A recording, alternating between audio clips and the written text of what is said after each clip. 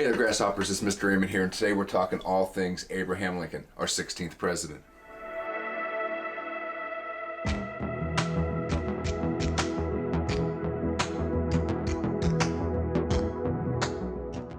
You know, today Abraham Lincoln is larger than life. There are towns and cities and counties named after him. There's a state capitol and a road, the Lincoln Highway, Route 30, which stretches the whole way from the East Coast to the West Coast. He's on the $5 bill, he's on the penny, and his head, along with Washington and Jefferson and Roosevelt, is permanently engraved into granite in the mountains of the Black Hills of South Dakota. Millions upon millions of people flock to the Lincoln Memorial in Washington, D.C. every year to pay their respects, and just about every single school kid from grade school to high school recognizes him as our 16th president. How could you miss him with his iconic beard and his stovepipe hat? And most of them can tell you correctly that he's instrumental in ending the institution of slavery. And with all of that being said, there are so many more things to know about Abraham Lincoln, the man, that you just won't learn in your 8th grade history book. And here are the top 10. Number 10. That's right, he was a Henry Clay fan. Abraham Lincoln was not always a Republican. Abraham Lincoln was a lifelong Whig before finally joining the Republican Party and winning the presidency as the first Republican in 1860. Matter of fact, Abraham Lincoln always said that he was a Henry Clay man. As a Whig member of the House of Representatives, Abraham Lincoln voted against the war with Mexico and directly challenged James K. Polk to show him the spot where Mexicans had shed American blood on American soil. It became known as the Spot Resolution. Number 9. Poison milk. That's right, poison milk. Actually, the white snake root is a shade-loving plant which grows in Kentucky, in Indiana, Illinois, and parts of western Ohio. Milk sickness, by definition, is the poisoning by milk from cows that have eaten the white snake root. Milk sickness usually develops when a person drinks the milk from the infected cow. However, it can also occur if the meat of an infected cow is eaten. The illness has been called puking fever, sick stomach, slows, and the trembles. And symptoms can include, let's see here, loss of appetite, listlessness, weakness, vague pains, muscle stiffness, vomiting, abdominal discomfort, severe constipation, bad breath, and finally coma. And after that, death.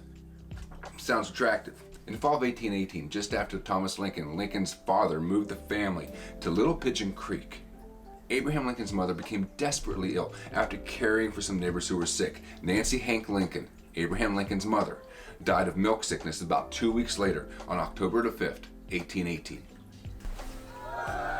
Number 8, a bucket of chicken. Well, Kentucky Fried Chicken, that is. Even though Lincoln wasn't the first frontier president, we could give that to Andrew Jackson. He was the first to be born west of the Appalachian Mountains in the state of Kentucky, making him the first president not to be born in one of the original 13 states. He was born in a log cabin on February the 9th, 1809 in Hodgensville, Kentucky.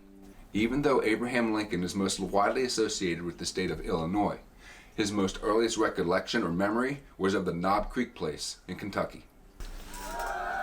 Number 7, he didn't have a law degree. We know he's a lawyer. Abraham Lincoln enjoyed a very successful legal career in Illinois which spanned about 25 years. Like most lawyers of the time, especially out on the frontier, he didn't attend law school. He studied under established lawyers and basically taught himself. In 1834, a Springfield attorney encouraged Lincoln to become a lawyer and lent him the necessary books. Less than 3 years later, Lincoln was admitted to the bar. During his legal career, Abraham Lincoln argued cases in front of the Illinois Supreme Court and even in front of the U.S. Supreme Court. Not bad for a guy without a law degree. Number 6, Willie Lincoln. Born in 1850, Willie Lincoln died on February 20th, 1862 in the White House of a typhoid-like disease. His death was incredibly traumatic for the entire family. Willie was, by all accounts, a studious, personable, intelligent, and creative child, a child who most closely reflected his father's personality. His death was probably caused by the contaminated water that flowed through a nearby canal that provided water for the White House. His death crushed Abraham Lincoln. Lincoln and his wife Mary grieved for months, and the president never fully recovered from the loss. Willie Lincoln was interred in Oak Hill Cemetery in Georgetown. And then in 1865, following the assassination of Abraham Lincoln, Willie's body was exhumed and reinterred next to his father in Springfield, Illinois, where he rests today. Number 5, Abraham Lincoln had spirits in the White House. Literally. Spiritualism, a belief that centered on a doctrine in which the dead could communicate with the living, existed long before the Civil War, but it became very popular during the mid-19th century. Part of this was because of the uniqueness and the scope of death during the Civil War, which left thousands of families without the proper outlet to grieve. Spiritualism expanded so rapidly during the Civil War because it offered grieving survivors closure that the war had denied them. And mystics helped survivors communicate and reach out with the deceased. First Lady Mary Todd Lincoln, wife of President Abraham Lincoln, practiced spiritualism in the White House. Mary Todd Lincoln became so inconsolable after the passing of Willie that she desperately searched for an outlet for her grief. She found such comfort in the seances that she hosted in the Red Room of the White House. There's evidence to suggest that she hosted as many as 8 seances in the White House, and that her husband, Abraham Lincoln, was in attendance at a few of them. Number 5, he probably needed a guidance counselor, or maybe just a hug. Seriously, modern doctors agree that Lincoln did suffer from what we now call depression. During his lifetime, he struggled with the deaths of his mother, 2 of his children, and a very strained relationship with his father. As a defense mechanism, Lincoln used humor and parables or stories to deflect what he referred to as his melancholy or his sadness. He became a master storyteller, often using himself as the butt of his own jokes. Once when an opponent called him two-faced, Lincoln said, "Two-faced? If I had 2 faces, do you really think that I would wear this one?" Number 3, the WWE. That's right, Abraham Lincoln's favorite sport was wrestling. And to talk to you more about this is everybody's favorite wrestling coach and second favorite history teacher, Mr. Gimbi. It's me, it's Mr. G, here to teach you some U.S. history, more specifically, history on the great sport of wrestling. So, not only is wrestling my favorite sport, but it was also the favorite sport of Abraham Lincoln. Yes, it is true. Abraham Lincoln's favorite sport was wrestling. Now, Lincoln's wrestling exploits were nothing like today's WWE. So if you're thinking of people like Hulk Hogan or the 16-time world champion, woo, the Nature Boy, Ric Flair, it's not like that wrestling. He actually wrestled a style of wrestling called catch as catch can. Catch as catch can, often shortened to just catch wrestling, was a very popular style. Catch wrestling actually became one of the biggest spectator sports in America toward the end of the 1800s and the beginning of the 1900s. A lot of popular athletes came out of that time, guys like George Hackenschmidt and Frank Gotch, but Abraham Lincoln predated that by quite some time. So Abraham Lincoln was not wrestling in big arenas or venues or anything like that. He was mainly wrestling on the frontier. His wrestling became stuff of legend. If you go to the Wrestling Hall of Fame in Iowa, there is a huge mural of Abraham Lincoln wrestling his arch nemesis, a guy named Jack Armstrong. The story goes that Jack Armstrong was one of the toughest guys in town. Abraham Lincoln came in and challenged him to a match.